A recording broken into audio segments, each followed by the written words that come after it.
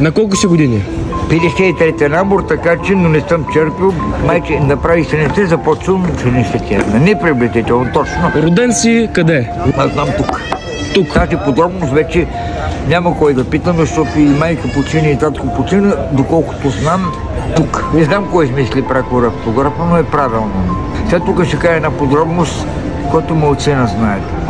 Роден съм около Димитровден и приличам на майка ми, била е голяма красавица. Баща ми е пушил много, но е отказал помощта на моето раждане. Нямам неговата воля. Той е германофил, той бе завършил Лайпциг и говореше по-добре немски и беше рус. Като е завършил, как няма да говориш по-добре немски? А ти можеш ли да говориш немски? Не перфектно. Но...